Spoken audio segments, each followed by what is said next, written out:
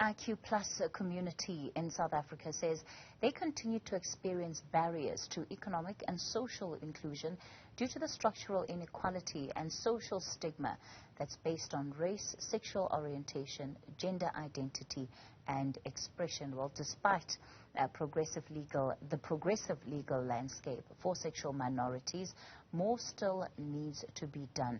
As we celebrate Freedom Day, we look at the progress that the country has made in dealing with LGBTIQ+ rights. For more on this, we're joined by Access Chapter 2 Executive Director, Steve Letsike. Steve, good evening, and thank you for your time in this conversation. Where are we when it comes to minority rights, specifically those of the LGBTIQ+ community? Thank you so much. Good evening to you and to the viewers of Newzroom. Really, Kathy, look, we have to recognize that we've come a long way as a country. We've come a long way as the world, as the LGBTI community as well, because, you know, even when we speak about the right, to freedom, it's enshrined in our cornerstone of democracy and cornerstone of our own constitution.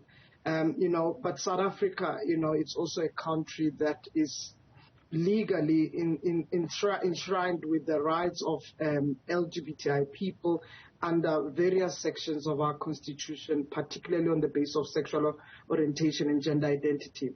But what is key and what has been challenging is that making these rights a lived reality. When we speak about freedom of expression, freedom of association, and so forth, these are the cornerstone of our legal framework.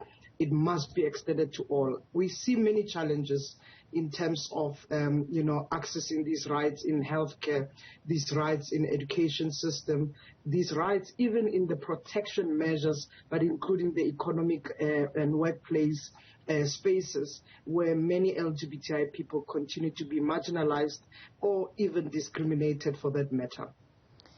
The challenge, of course, is that the exclusion that we're talking about does not just happen at a systemic level, let's say when one has to interact or even engage with official structures of government or the private sector, but we also see it exacerbated at community level.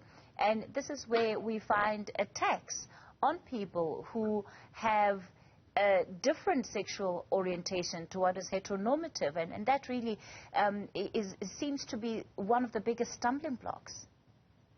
Absolutely. I mean, look, protection or policies and laws are not enough on its own. We depend on society to really change their behavior, their attitude, and how they really, view tolerance, acceptance, and even embrace diversity and inclusion in society.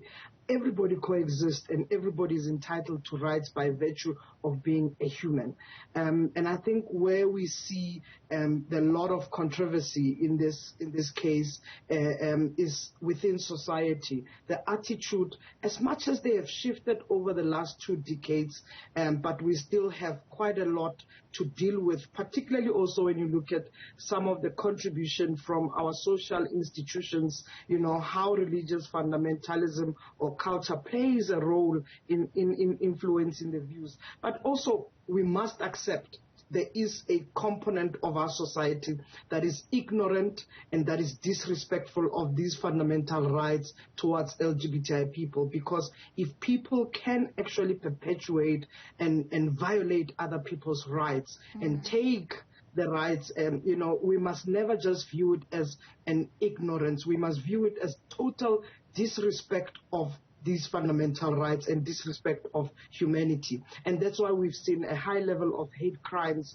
and high level of stigma and discrimination within society. So it's not only just about attitude, it's also about the level of accountability, that those who perpetuate violence in society must be held accountable.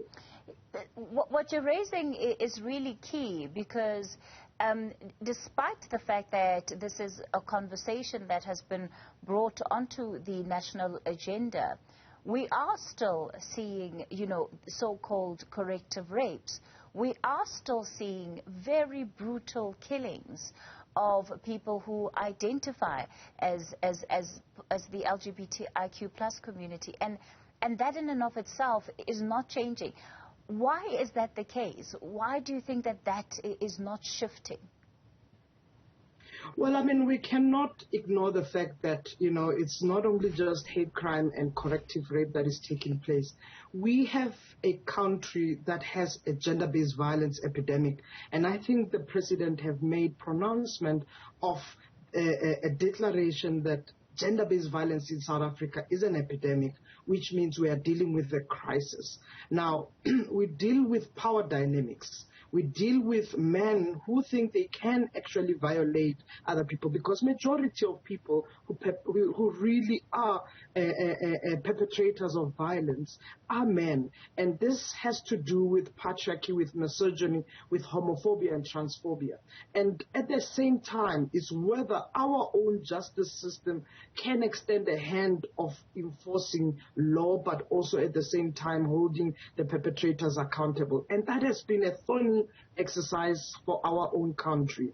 Now, when we speak really about what is happening in society, we have a huge toxic society. Yes, our history and legacy of prejudice and apartheid and legacy even of intolerance still exist in society.